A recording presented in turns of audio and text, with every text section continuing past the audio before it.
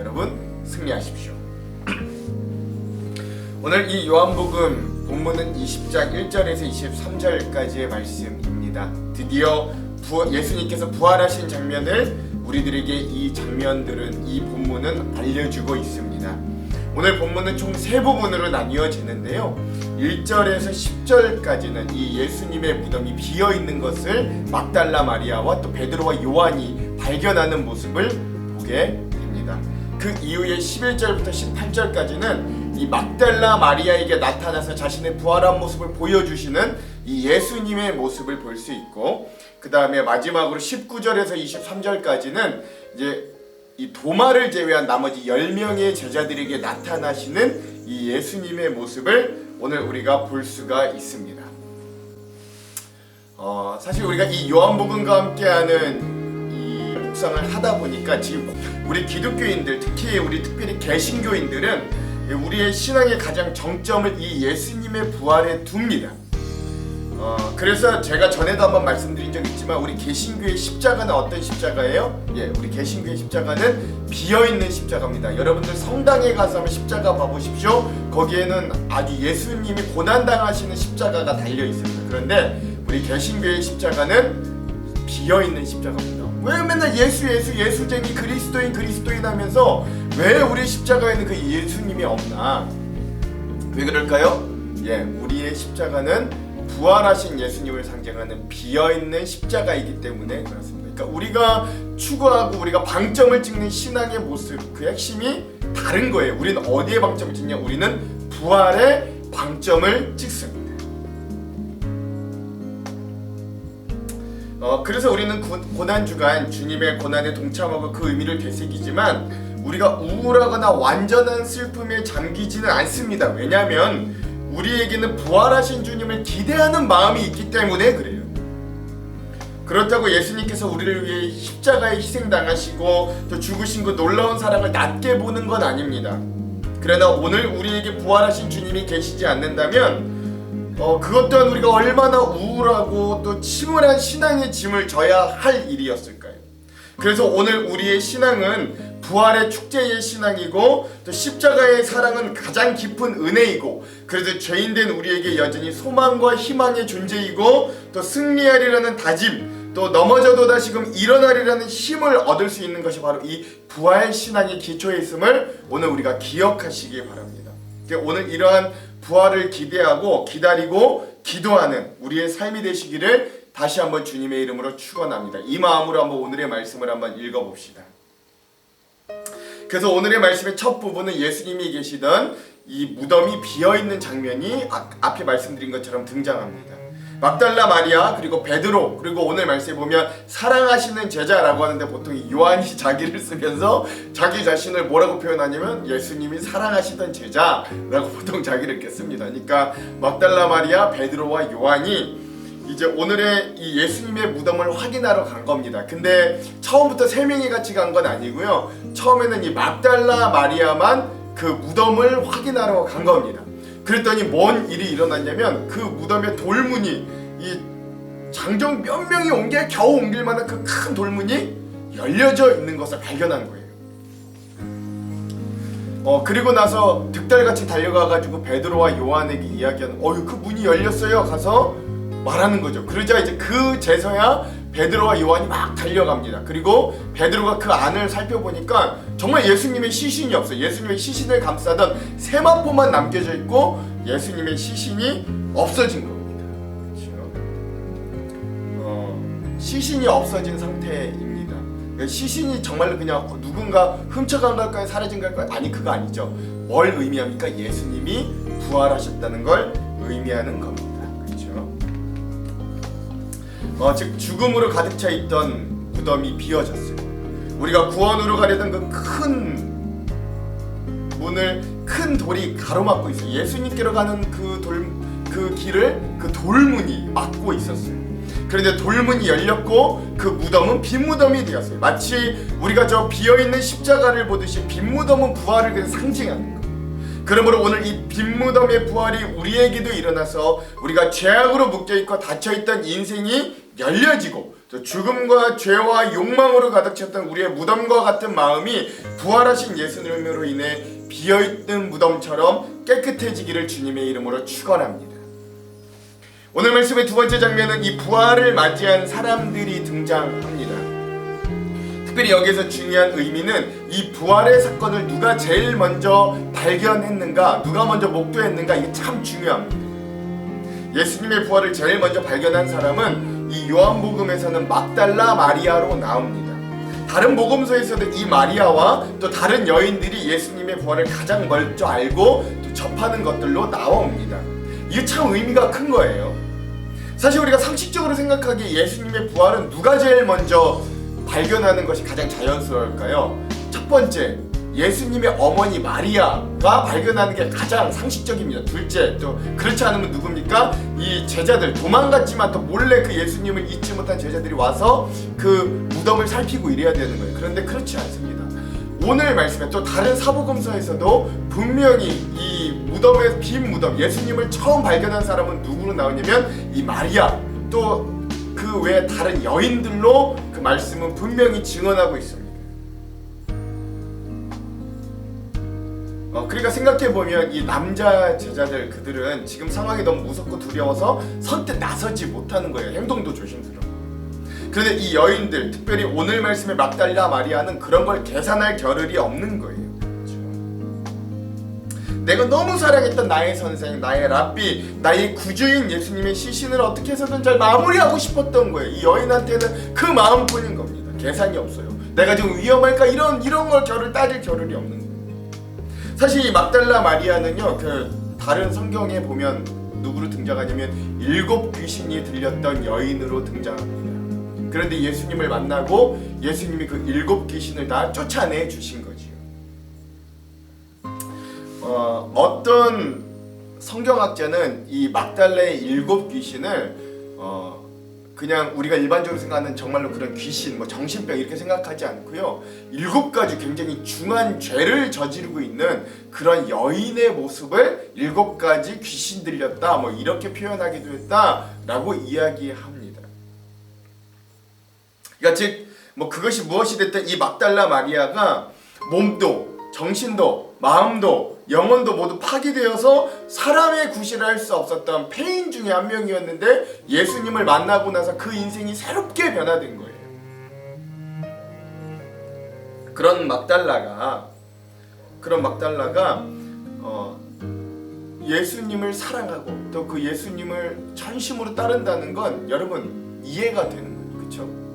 내가 그렇게 심각한 상황에 있었었는데, 내가 거의 삶에 희망이 없었고 7 귀신이 들렸던, 아니면 7가지 주간 범죄를 저질렀던, 뭐 그것이 무엇이었던 간에 그런 인생을 오늘 구원해 주신 분이 누구라도 오늘 우리가 그런 마음이 들지 않겠어요? 그 예수님이 이 막달라 마리아에게는 그런 분이었다는 거예요. 문제는 이 여인의 사회적인 배경과 지위는 여전히 낮고 천했다. 그냥 낮고 천한 것이 아니라 이 당시 남존 여비 시대였잖아요. 그러니까 여성의 몸으로 뭐 귀신이 들렸건 아니면 죄를 지었건 간에 이거 굉장히 이 여자의 인생이 밑바닥 중에 밑바닥이었다, 비참한 사람이었다라는 것들도 기억할 필요가 있어요. 그러나 마리아가 그럼에도 불구하고 이 막달라 마리아에게는 자신의 인생을 구원해 주신 예수님에 대한 확실한 경험과 체험이 있었습니다. 여러분 이거 중요합니다. 누구보다 예수님을 사랑했고 누구보다 이 예수님에 대한 열정이 넘쳐났어요. 그래서 어떤 성경학자들은 우리가 전에 살펴보았던 이 예수님이 돌아가시기 전에 그의 발에 나드향유를 부었던 것은 나사로의 동생 마리아로 나오지만 이 요한복음을 제외한 나머지 공간복음에서는 어떤 여인으로 등장하거든요. 그 예수님께 머리에 향유를 부은 사람의 이름이 나오지 않아요. 그냥 여인이라고 나오는데 아마 그 여인이 이 막달라 마리아일 거다라고 추측하는 사람들이 굉장히 많습니다. 그만큼 이 예수님에 대한 애절한 사랑과 열정이 있던 인물이 막달라 마리아. 그러니까 예수님이 장사하는 그 행렬을 끝까지 따라갔던 사람들이 막달라 마리아. 그렇죠? 그리고 마지막 그 무덤에서 그 시신을 어떻게든 잘 처리하고 싶었던 그 마음을 가지고 마지막까지도 그 예수님을 시신마저 포기하지 못했던 게 이 막달라 마리아였다라는 사실을 여러분 오늘 기억할 필요가 있습니다. 이건 우리에게 참 중요한 의미를 알려줍니다. 그것은 예수님의 부활이 어떤 사회적으로도 나은 자들에게 주어지는 것이 아니라라는 거예요. 오히려 예수 그리스도를 만나고 그로 인하여 인생이 변화되는 역사를 체험한 사람, 예수 그리스도를 누구보다 사랑하는 사람, 그 예수 그리스도를 누구보다 철저하게 포기하지 않는 사람이 부활을 제일 먼저 경험한 사람입니다. 부활을 제일 먼저 증언하는 사람이에요. 그렇죠? 예수님의 가장 중요했던 제자 베드로와 요한도 예수님을 만나는 건 두 번째. 그렇죠? 이 여인에게 그 첫 번째 자리를 빼앗기는, 그러니까 이 놀라운 사실을 오늘 성경은 우리들에게 이야기해주고 있습니다.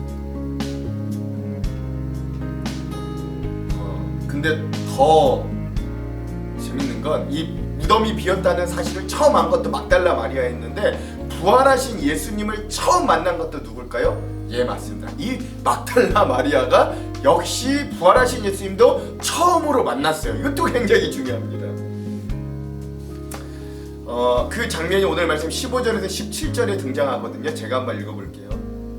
예수께서 이르시되 여자여 어찌하여 울며 누구를 찾느냐 하시더니 마리아는 그가 동산지기인 줄 알고 이르되 주여 당신이 옮겼거든 어디 두었는지 내게 이르소서 그리하면 내가 가져가리이다. 예수께서 마리아야 하시거늘 마리아가 돌이켜 히브리 말로 랍비오 하니 이는 선생님이라는 말이라. 예수께서 이르시되 나를 붙들지 말라.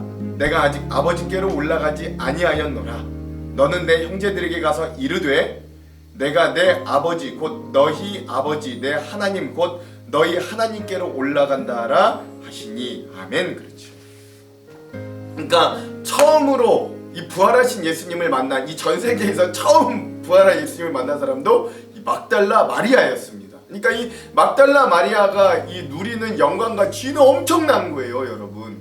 그렇죠. 중요한 건 이 예수님이 처음 만난 마리아에게 무엇을 이야기하나를 좀 살펴볼 필요가 있는데 세 가지를 이야기하십니다. 첫 번째 뭘 이야기하냐면 마리아의 이름을 부르십니다. 마리아야 라고 하면서 마리아의 이름을 불러주십니다.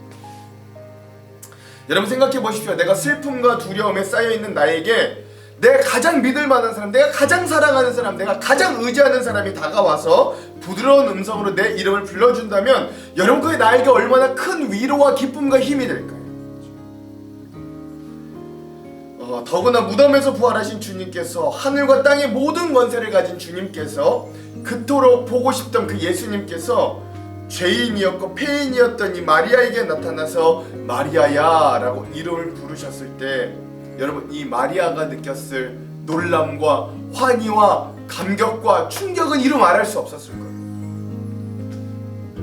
그리고 마리아는 자기가 항상 쓰던 이 히브리 방언으로 랍비님, 그러니까 선생님이라고 예수님을 불렀다.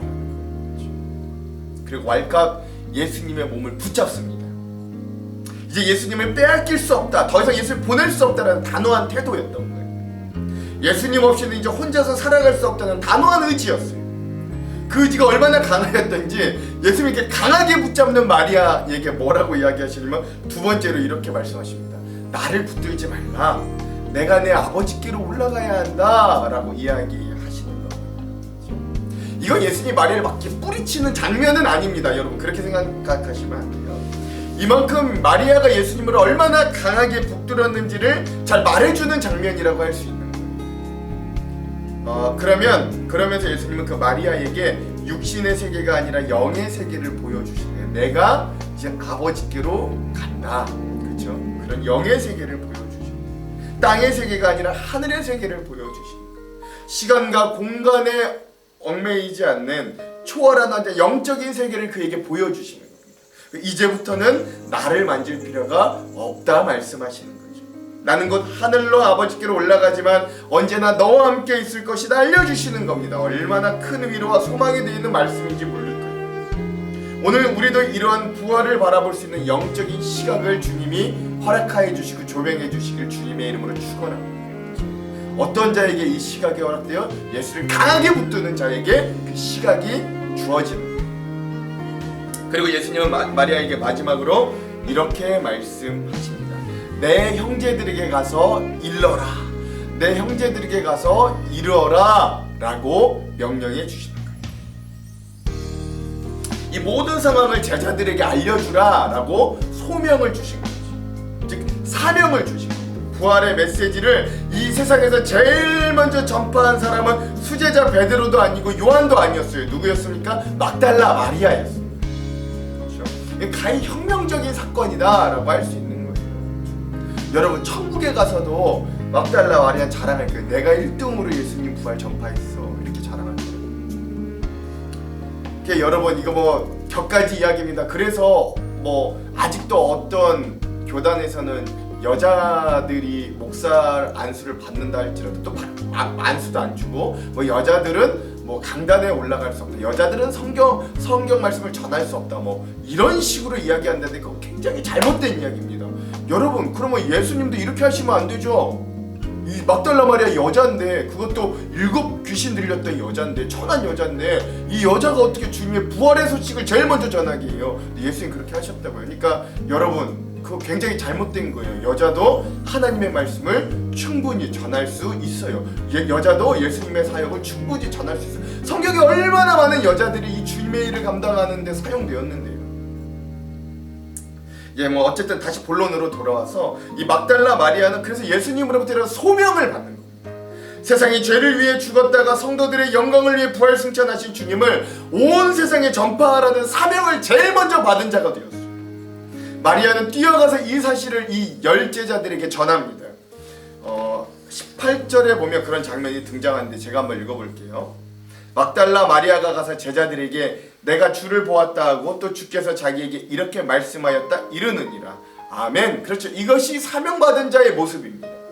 그리고 아마 상상해보건대 이것이 시작에 불과했을 뿐 아마 막달라 마리아는 제자들에게 전한 이후에는 또 다른 곳으로 막 달려갔을 거예요. 그렇죠? 부활하신 주님을 제일 먼저 목도하고 증언한 마리아가 이젠 제자들뿐만 아니라 또 다른 귀신 들린 자에게도 달려가서 이야기해서 예수 그리스도가 살아나서 그를 믿어봐. 그렇죠? 자기와 함께 부독독한 일을 동참했던 사람들에게도 달려가서 고백했을 거예요. 그 예수를 너도 한번 만나봐. 또 다른 7가지 죄악에 빠져있던 사람들에게도 달려갔을 거예요. 너희도 그 예수를 한번 만나봐. 아니죠. 그리고 그들에게 살아계신 주님을 전하고 그들의 인생을 자신과 같이 변화받도록 인도하는 귀한 사명자, 사역자로 그가 거듭났을 거예요. 사랑하는 성도 여러분, 오늘 이 부활의 능력을 우리가 정확히 보기를 소망합니다. 오늘 보잘것없는 한 사람의 인생이 이 부활의 사건을 경험하면서 얼마나 가치있고 소중해졌는지를 여러분 기억하십시오. 그리고 우리도 이런 부활에 연합하는 자들이 되기를 간절히 소망합니다. 그럼에도 이 고난 너머에 있는 부활하신 주님을 우리가 기억하시고 오늘도 저 십자가를 바라보며 우리의 소명과 사명을 회복하시는 저와 여러분 되기를 주님의 이름으로 축원합니다. 기도하겠습니다. 하나님, 오늘 고난주간의 한 중간이지만 그래도 오늘 우리가 이 부활하신 주님의 모습을 통하여 위로와 희망과 소망을 얻기를 간절히 소망합니다. 특별히 막달라 마리아를 통하여 부활을 나타내시고 증거하게 하신 주님을 바라보며 우리도 막달라 마리아와 같이 연약하고 부족하고 죄가 많지만 오늘 우리를 사용하여 주님의 부활의 증인되게 하신 그 주님의 놀라운 은혜와 사명을 기억하게 하여 주시옵소서. 오늘 우리의 삶에 힘들고 어려운 문제들이 참으로도 많습니다. 주님, 우리가 주님을 바라보며 소망과 희망을 잃지 않게 하시고 저 십자가에 달리셨으나 부활 승리하신 주님을 따라 우리도 믿음으로 우리의 삶을 승리할 수 있도록 인도하여 주시옵소서. 오늘도 우리 한장로교회에 속한 온 권속과 가정들 위해 하나님 은혜로 함께해 주셔서 믿음 위에 믿음을, 하나님 이 경건 위에 경건을, 또 하나님 주님이 주시는 귀한 보호와 인도 아래 우리 은혜를 주시는 하나님을 온전히 발견할 수 있도록 역사하여 주시옵소서. 주님의 고난에 동참하는 우리 모두가 될 수 있도록 함께하여 주시옵소서. 예수님 이름으로 기도합니다. 아멘. 오늘은 어노인팅 워십의 그때의 나는 이라는 찬양을 들으면서 오늘 말씀을 마무리하도록 하겠습니다. 그럼 사랑하는 성도 여러분, 오늘 하루도 승리하십시오. 제20장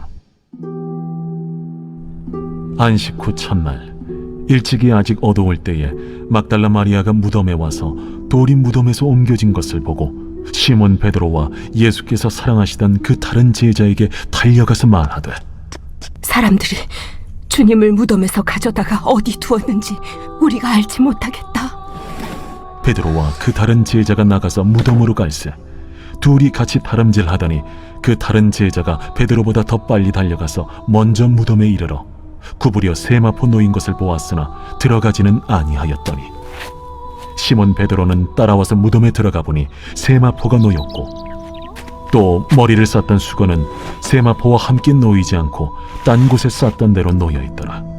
그때에야 무덤에 먼저 갔던 그 다른 제자도 들어가 보고 믿더라. 그들은 성경에 그가 죽은 자 가운데서 다시 살아나야 하리라 하신 말씀을 아직 알지 못하더라. 이에 두 제자가 자기들의 집으로 돌아가니라. 마리아는 무덤 밖에 서서 울고 있더니 울면서 구부려 무덤 안을 들여다보니 흰옷 입은 두 천사가 예수의 시체니었던 곳에 하나는 머리편에 하나는 발편에 앉았더라. 여자여, 어찌하여 우느냐? 사람들이 내 주님을 옮겨다가 어디 두었는지 내가 알지 못함이이다. 이 말을 하고 뒤로 돌이켜 예수께서 서 계신 것을 보았으나 예수이신 줄은 알지 못하더라. 여자여, 어찌하여 울며 누구를 찾느냐? 마리아는 그가 동산지기인 줄 알고 이르되 주여, 당신이 옮겼거든 어디 두었는지 내게 이루소서. 그리하면 내가 가져가리이다. 마리아야. 마리아가 돌이켜 히브리 말로 라보니, 이는 선생님이라는 말이라. 나를 붙들지 말라. 내가 아직 아버지께로 올라가지 아니하였노라.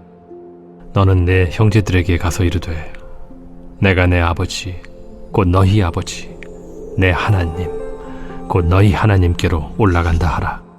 막달라 마리아가 가서 제자들에게 내가 주를 보았다 하고 또 주께서 자기에게 이렇게 말씀하셨다 이르니라.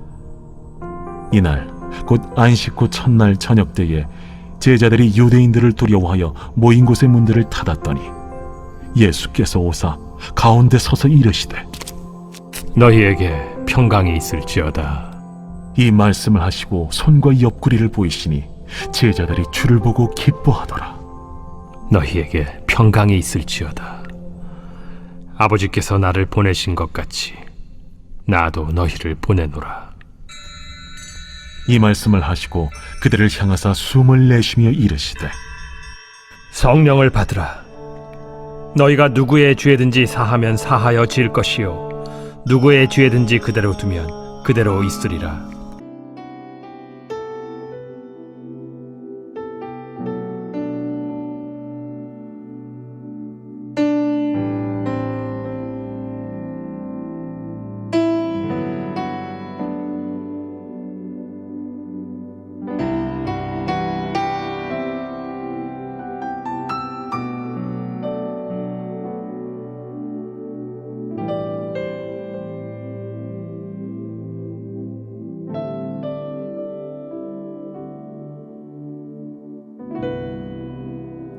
나의 방황을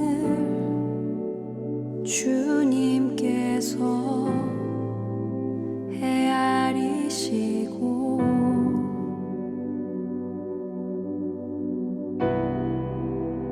나의 눈물을 주의 병에 담으소서. 나는 비천하고 수치와 조롱에 홀로 남았으니